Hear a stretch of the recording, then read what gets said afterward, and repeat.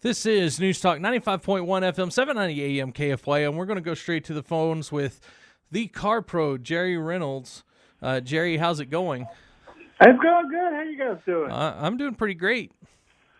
Jerry, glad to you hear have been that. driving around in a pretty snazzy little yellow car this week. Yeah, I'll tell you, this has been a fun week. I've got the 2021 model Toyota Supra, which isn't out yet. This is a very early edition. I feel very fortunate to have this car because 2020 was the first year back since 1998. Believe it or not, Supra was such a cult car, if you will. It became famous really after they quit building it with the Fast and Furious series of shows, movies. You know what's funny is when the first time I saw it, I was like, "This is such a beautiful car," but it was in what was that? Gran Turismo, the original Gran Turismo game on PlayStation. I was in high school. Yes. So, but I tell you, even though this car, was gone for 22 years, when they brought it back, they really did it right. The thing people have to understand about this car is this was a corroboration between BMW and Toyota, two fairly unlikely partners in a car. But, boy, the minute you sit down in this car, you look around and you look at the gear shift and you look at the infotainment system and the touch screens, and you go, wow, this is a BMW. They took the underpinnings of the BMW Z4 and the engine, to inline six-cylinder with a turbo, and then Toyota made their own body for it. And I tell you, it just works. It's hard to describe this car. It's for 2021. It's got 382 horses. That's up close to 50 from the original model that came out last year. So this car will get up and go. I mean, 0 to 60 right at 4 seconds. It's a great driving car.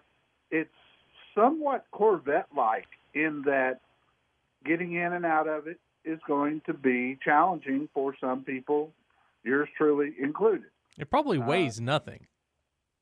Yeah, and I tell you, if you look at the height of the windows on the side, you kind of get a feel for how low that roof is. And so you sort of climb into it and you sort of climb out of it, but it's one of those cars, again, much like a Corvette. Once you get in there and you get settled with these really nice bolstered seats, man, this thing is really comfortable. It's just getting in and out for some people. I would say if you were over 6 foot tall, you're going to have a real issue with this car. But, boy, guys, I got to tell you, it's a joy to drive. It's an engineering marvel. I don't have the price on this one because they're not out yet. But if I had to guess, I'd say somewhere around $60,000 the way this one is loaded. But production numbers are very low. This could be a future collector's car. So let me ask you this. One of the things that I noticed when you said, I think you said 390 horses. 382. For the sports car, I guess, area nowadays, you're looking at a lot of these sports cars. You can get 600-700 horsepower underneath it. Is that something you miss with this car? No, not at all, because it feels like it's got a lot more than that. And that's the BMW influence. BMW makes a car feel much faster than it is. This car's got sport mode, and that changes everything, including the sound of the exhaust, which is, by the way, fantastic. So no, it feels fine. Anytime you're sitting that low to the ground, a car will always feel faster than it really is. It's a good balance because it'll still get over 30 miles to the gallon out on the highway. That's pretty Wow. Good. Well, it's good looking, I'll tell you that. Hey, yes, it is. The lines are amazing. And it's going to be fun. I don't know how long they plan to keep producing this car, how many years, but if they change it as much each year as they did from last year to this year, this is going to be a lot of fun to watch. Jerry, let me ask you a question. Sure. I have noticed, and I don't know if I'm just not paying attention or what, but all of a sudden I seem to notice a lot more cars that have loud pipes on them. And am I wrong? Is this something that's relatively new? Because it seems to me like those are from my generation. Everybody had glass packs, but that has not been the case, I don't think, or at least I haven't noticed.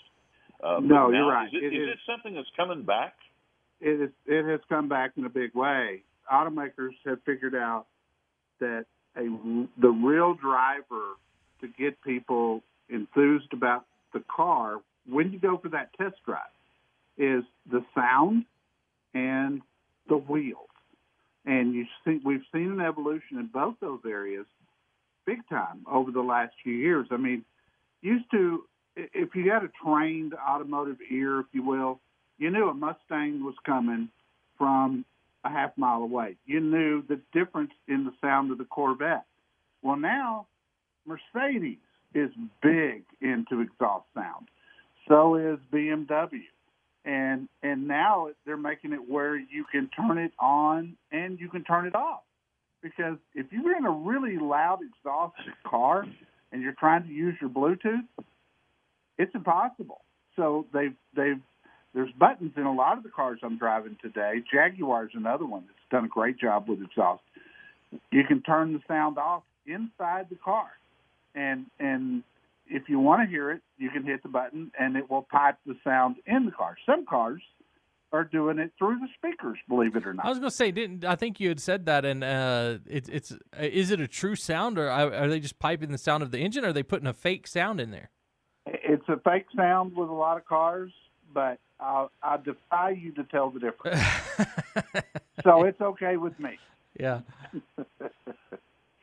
Well, great car. Okay. I hate to hear it. But really enjoyed it sure ruins the ambiance when I'm sitting in my yard, in my swing, and somebody comes by and the windows are rattling, Yeah, I do. In fact, Shelby Mustangs now have got a quiet mode to keep you from waking your neighbors up. That's something new they started a couple of years ago, and it really works. I mean, they baffle the exhaust, and then when you get away from your neighborhood, you can turn it back on and have your fun. Yeah. So, Jerry, we're running out of time. What do you have going on CarProUSA.com? Well, this is April is Car Care Month, as it is every year, so we've got an article there on that. Later today, probably this morning, I will have there's a company called Car MD. They make a diagnostic tool that I've actually used for years. It plugs into your OBD system on your car, and it will tell you they do a huge study. It takes a year to finish it about the causes of check engine lights and what the average cost of repairs are if you have that problem.